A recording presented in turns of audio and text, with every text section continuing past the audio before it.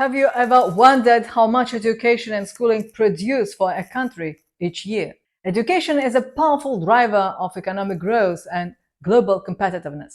Research shows that, on average, a year of schooling is associated with a 10% increase in income growth. This is higher in low-income countries, which shows the need for further investment in education where the supply of schooling is poor. Securing sustained prosperity depends on growth, which depends on favorable policy change. The BRICS countries know how important education is in modern society. This year, under Russia's presidency of the group, there are lots of events and activities around the theme of education. In this video, we will tell you about this important development. How are BRICS countries improving their educational standards? While BRICS cooperation often centers on economics, education is the true catalyst for society development. A robust educational system is crucial for BRICS leaders, driving economic growth and determining a country's development status. By producing highly qualified specialists, these countries enhance their standing within the partnership. Education also fosters economic development and addresses poverty. BRICS countries emphasize that education is essential for efficient economies and meeting global challenges. Explore how education is shaping the BRICS countries' future during Russia's presidency this year.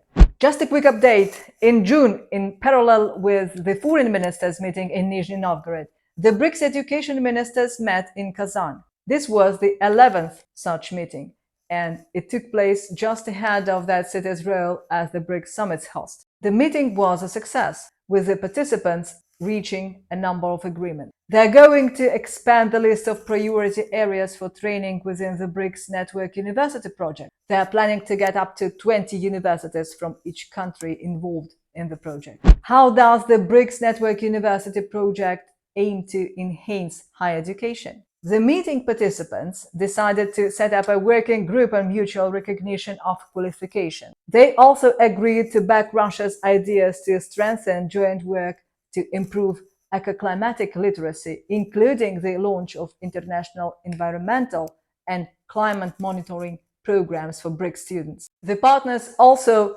supported the idea to increase interaction between universities and cultural institutes of the BRICS countries. Russia is putting together the blueprint for the pilot BRICS International Olympiad, which will open up new avenues for supporting talented young people. To ensure fair evaluation of universities in the BRICS countries, the idea of creating their own system of ranking and evaluation was brought up for discussion. The heads of delegations were on board with the idea of holding a series of thematic seminars to get experts together to look at possible principles and mechanisms for organizing such activities. The first results of this work will be discussed at the BRICS Rectors Forum in October.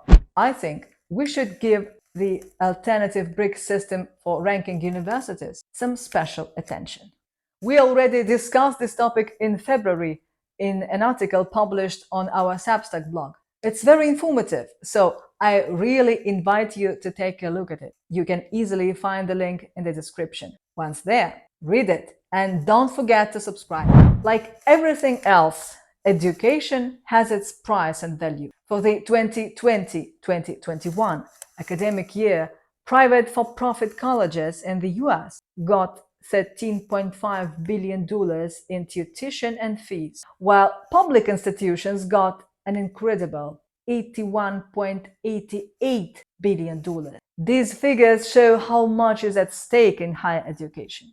A good rating is important for institutions, especially private ones, as it drives activity and revenue. But this system isn't perfect. Ratings agencies create lists of top educational institutions based on their own criteria, which can be used to make or break a university's reputation. While being on these top lists brings prestige and financial benefits, it also means higher costs for students aspiring to attend these highly ranked universities. But as I said, today we are not going to talk about money, but about education. Viktor Sadovnichy, Moscow State University's rector, proposed an alternative university ranking system in 2013. He questioned the fairness of existing global rankings, believing they overemphasized certain subjects and relied too heavily on citation metrics from select journals. Sadovnichy publicly called for a new global university rating system to challenge Western institutions' dominance. He advocated for a more holistic approach with broader criteria reflecting universities' real-life societal roles. The new BRICS ranking system aims to be more comprehensive, evaluating overall education quality, employer feedback, alumni perspectives, and universities' broader impact. It could also look beyond STEM to capture excellence across various disciplines. As you can see, this idea isn't new, but the events in Ukraine made us think about it again. In what sense, might one wonder? Well, as usual, the hysteria of the collective West has also affected the education sector. In fact, Russian universities have been kicked out of the Association of European Universities and the QS rankings. The association has declared that the universities will be suspended until they start respecting European values again. The association said it still wants to work with Russian scientists who share European values. Quacquarelli Simons, QS, a prominent global higher education analyst, initially took a firm stance against Russia and Belarus due to the ongoing conflict in Ukraine. QS declared, "We will now remove Russian and Belarusian organizations from the new QS ranking lists and stop promoting Russian universities and Russia as a country to study. We will cease all engagement with new clients in Russia and suspend active engagement with Russian clients." However, QS later revised its position, and Russian universities are currently included in their rankings. This initial politicized approach drew criticism and raised concerns, prompting not only Russia but also other nations to reconsider their stance on the agency's impartiality. During a visit to Beijing People's University on April 25, 2022, General Secretary Xi Jinping expressed the view that Chinese universities should stop comparing themselves to others, especially American institutions, and instead establish their own criteria for excellence. This statement has been interpreted as a potential shift away from reliance on international rankings, such as the academic ranking of world universities, commonly known as the Shanghai ranking, which has been a prominent global university ranking system since its inception in 2003. Following Xi's remarks, several top Chinese universities, including People's University, Lanzhou University, and Nanjing University, announced their intention to withdraw from the ARWU ranking. A year later, however, these institutions remain listed in the ranking, with Ying Sheng, general manager of Shanghai Ranking Consultancy, clarifying, "None of these universities have officially announced their withdrawal from the ranking," he says, calling the whole thing a fake and clarifying Nanjing University has only indicated that it will not take our ranking into account. Under Russia's presidency of the BRICS this year, the idea of creating an international ranking of BRICS universities, which according to its creators will not be influenced by anyone else, has gained a very chance of being realized.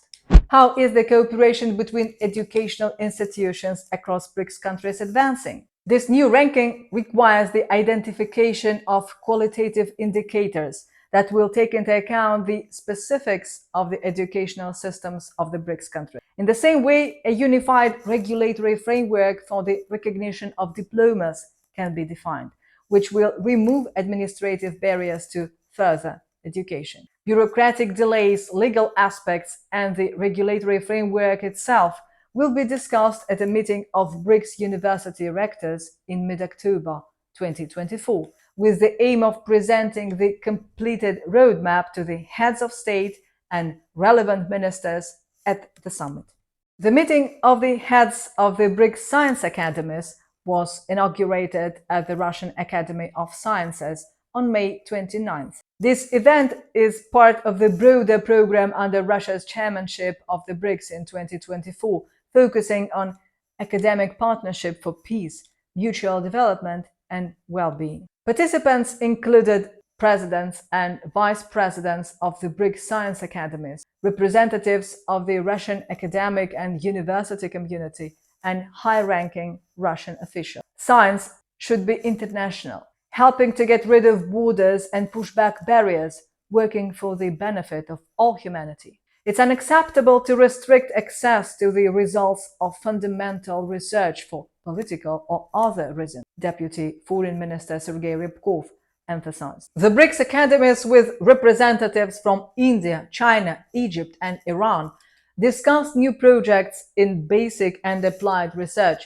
emphasizing priorities in mega-science, climate change, food security, healthcare, and collaboration among young scientists. Suggestions included establishing mechanisms for knowledge exchange and collaborative networks. The event highlighted the role of science in promoting self-reliance and cooperation among nations, with a commitment to addressing global issues and advancing scientific progress. We speak different languages, but when it comes to science, all barriers go away and we start speaking the same scientific language, emphasized Professor Gina Sami Abdelhakim El-Feki, president of the Egyptian Academy of Scientific Research and Technology.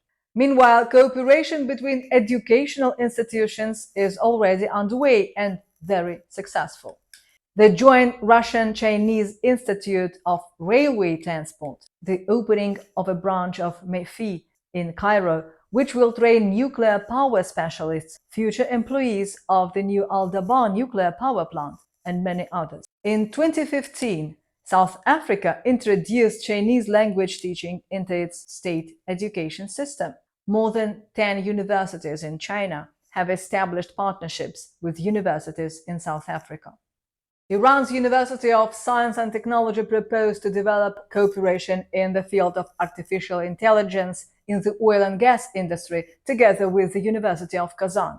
Indian Institute of Technology, Bombay, one of the best and oldest universities in the country, signed a cooperation agreement with High Economic School University, St. Petersburg, which means that teachers and professors of the partner universities will work together on the educational programs.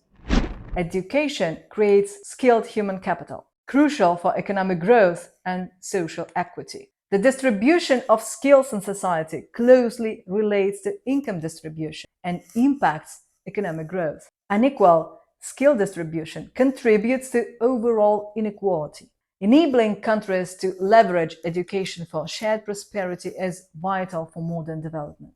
Education is key to shaping a brighter future for individuals and nations alike. I would like to close today's video with the phrase of Otto von Bismarck: if we don't build schools today, we will have to build prisons tomorrow. Very wise words. Remember, every step we take towards better education is a step towards a better world. Leave your thoughts in the comments, don't forget to give it a thumbs up and subscribe to our channel for more videos on BRICS. Until next time, keep learning and growing. Thanks for watching.